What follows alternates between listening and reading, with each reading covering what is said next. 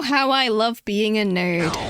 The first ever Five Nights at Freddy's game was released on the 8th of August 2014, and the latest game, Secret of the Mimic, was released on 13th of June 2025, making it 3,962 days between the two. In other words, 10 years, 10 months, and 12 days, which would translate to 132 months, or 566 weeks, which would be 95,088 hours, which would also be 5,705,280 minutes, which would also be 342,316,800 seconds. Long story short, a while ago. Well, how is Five Nights at Freddy's still so popular after so long? I'm sure you really required all of that detailed information to get a grasp at just how old this thing is. And just how old you are. You're welcome. FNAF 1 had caught the attention of most of the biggest and well-known creators at the time, who are still till this day known to be the original FNAF YouTubers. So what was it back then that gave this franchise's launch such a boost in the first place? Some might argue it's the story, the style, but really, the most notable at the time was the gameplay. Five Nights at Freddy's 1 entered the ring with a unique approach to how the game operated. You were required to stay stationary in a claustrophobic office for 5 nights, with the only possibility of movement being turning your head left and right, turning the lights on to check if you're about to die, checking the cameras to see if danger is approaching, and close off the doors for safety, all while attempting to save power to avoid cutting the game short before the clock hits 6 AM, with each night becoming harder than the previous, along with bonus nights should the primary ones get beaten. 2014 was full of sandbox, action-adventure, and shooter games. Titles like Minecraft or GTA 5 being some of the biggest games back then, with new releases such as Dark Souls 2 or Titanfall taking over the market and YouTube. So when Five Nights at Freddy's got released, it simply became a breath of fresh air, especially for horror enjoyers. Such different mechanics provided unpredictability and thrill, suddenly opening a universal longing for more mascot horror, for more jump scares, and for more of the mysterious and gruesome story. As Scott noticed the attention that this game was getting, he immediately got to work to produce the next titles, one after the other, with FNAF 2 coming out just 4 months after the first title's release, with the others following a similar pattern, with each release following a similar structure, yet introducing something new in the gameplay, something more innovative, more unique. FNAF 2 removed the door mechanic, introduced vents, masks, flashlights, the puppet's wind-up music box, and analog-style minigames. FNAF 3 provided a completely different environment type, and a slightly different objective and goal. Here, you weren't required to keep yourself safe from the animatronics who inevitably come to your office. Instead, you are made to keep one singular animatronic away, using sound cues, and fix any errors that pop up in your control pad. And then next came FNAF 4. This game once again introduced a completely different environment, narrative, and overall design. Instead of playing as a worker, you are now shown to be a scared kid inside of his bedroom, guarding all entrances to your room from nightmare animatronics. Here, you are required to really utilize sound, deciding to close a door or not, all while also checking in front and behind you for further danger. FNAF Sister Location is where the franchise began taking a more bigger approach to its gameplay, as well as story, but more about that later. Here you have an entire map, which you were scripted to travel through to complete tasks, all while being interrupted by the newly introduced Funtime animatronics. The facility itself was visually more advanced, the gameplay was more varied, and no longer followed the original FNAF stationary gameplay style. And this is where more and more controversy surrounding the games had grown, as it started to expand beyond its primary design and aim to become something larger. After the 5th release, Freddy Fazbear's Pizzeria Simulator had come out, which once again introduced another shift in gameplay, becoming a sort of mashup of different mechanics which we know from previous titles, while also introducing some new aspects. This perhaps was one of the most innovative titles in the franchise so far, as it had everything packed into it, from the stationary gameplay, minigames, to salvaging, pizzeria management, and an incredibly touching ending sequence. And of course, fire. Many argue that this is where FNAF should have stopped, that it was a satisfying end to the story and to the franchise's legacy. But despite such comments, Scott still provided us with another game before a longer hiatus. Yeah, it did not in fact stop at that either.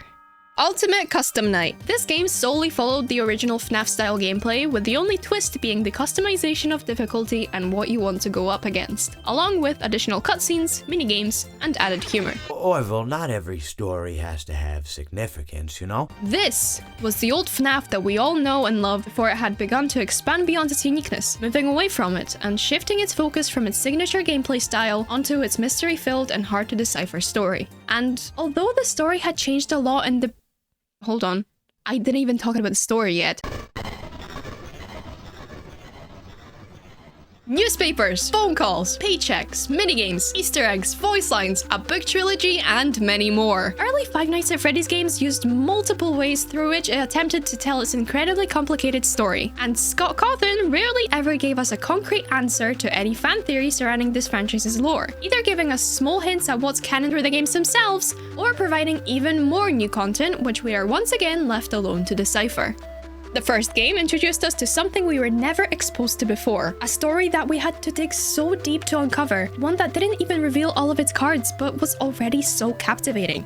That's what pushed Scott to continue writing the story, the growing community that had the sheer goal of uncovering what exactly happened at this forsaken pizzeria and why the animatronics get quirky at night. With each release, the amount of theories started increasing, to the point where whole new channels started forming with the sheer purpose of making sense of this franchise's lore. Some more voluntarily than others.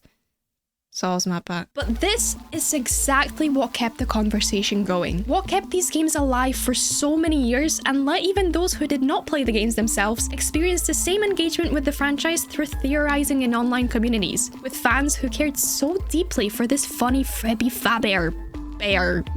And let me give you a little summary, if you will, of the story in the old games. Perp guy and own guy make restaurant. Perp guy kill kids. Many kids. Ghosts. More restaurants open. More killed kids. There's a perp son, another perp son, but sad and dead. Orange daughter dead, and a perp daughter dead. One tries to become good. Vomit. Fire. More fire. Where does the own guy come into this? Remnant. Agony. Books. And then the story gets even more confusing. You really thought I'll properly explain the lore here? That's what we imprisoned game theory in this franchise for the past 11 years. Not me.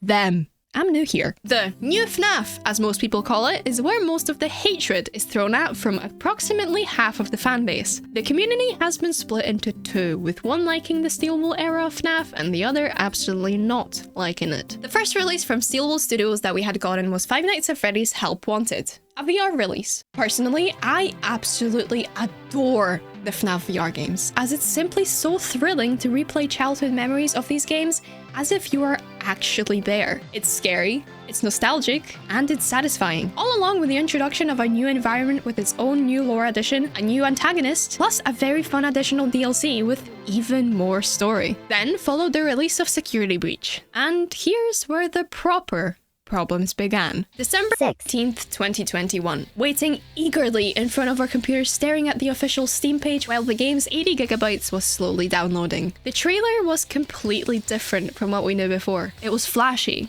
It was modern, far from the grungy and dark look of most of the previous games. And there it was, the iconic intro, which had some so intrigued and hyped, but some so confused and weirded out. It was a leap from what FNAF was known to be before. Every single aspect of this release was different. The gameplay, the in-universe timeline, the story, and the vibe. Many, myself included, were a bit taken aback, but nonetheless enjoyed the new era starting. I had actually really grown to love the new designs that were introduced in Security Breach, all despite the quote-unquote weird storyline and of course the large performance issues the game itself had at launch. It was perhaps a bite taken that was simply too much to chew for Steelwool, but I do believe that it was still a very well worked on game, clearly showing that Steelwool tried their best to satisfy Scott using the information that he had provided them with during the game's development, which could have been explained to them in slightly more detail, but I digress. Then followed Help Wanted 2, probably my favorite game out of the modern series. It had taken a lot from the first entry and made it even better, all while providing more varied games and experiences which were just so incredibly fun to play. For those who weren't big fans of Security Breach, it was perhaps less satisfactory as many of its content surrounded the Pizzaplex environment. But no one can deny this game's fun factor. It sucked up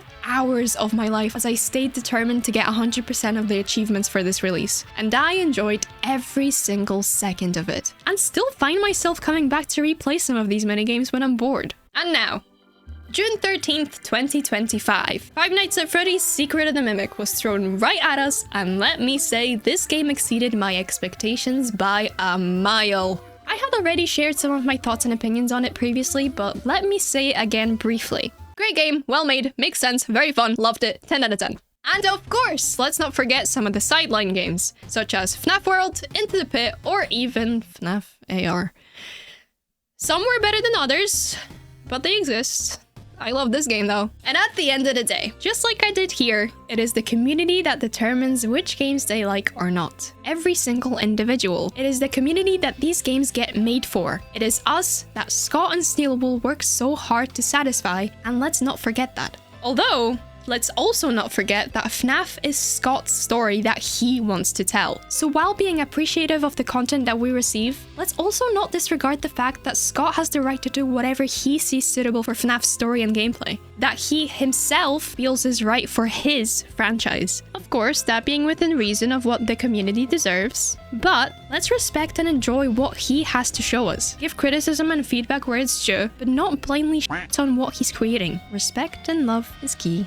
Unless another in the flesh situation unfolds, that was strange to say the least. And speaking of community, that is exactly the answer to this video's title. Us. All of us. Love or hate where the games are going now, we had kept the games alive since day one. The YouTubers, the viewers, the players, the theorists. We are what gave Scott and now Steel the green light to keep going with new content, while also creating things of our own for the rest of the fanbase to enjoy. Hundreds of fan games, music, fan art, animations, and memes. Our engagement is what made FNAF movies possible, what pushed merch into production, and what makes things like nostalgia and love for these games possible. Those videos looking back and appreciating the most prominent eras of this franchise where the community was at its peak performance, with people saying "take me back" or "I miss those times" when referring to when we spent hours daily watching videos, playing, Right, that's a problem. discussing, and creating. We are what made that possible for us. This franchise even arguably inspired other pieces of media that thousands enjoy today, starting a sort of revolution in mascot horror games, all because of Scott Cawthon deciding to give game making one last try after so many failed attempts. From something so small yet with so much character,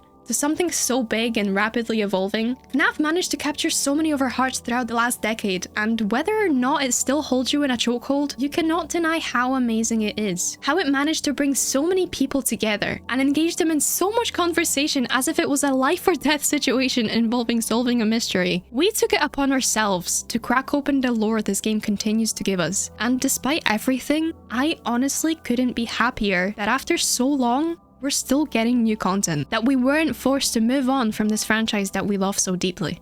I would have hated for it to end.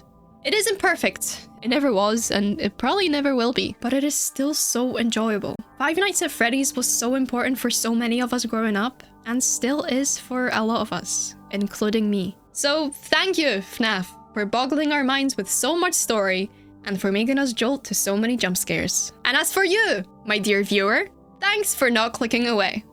You're the best.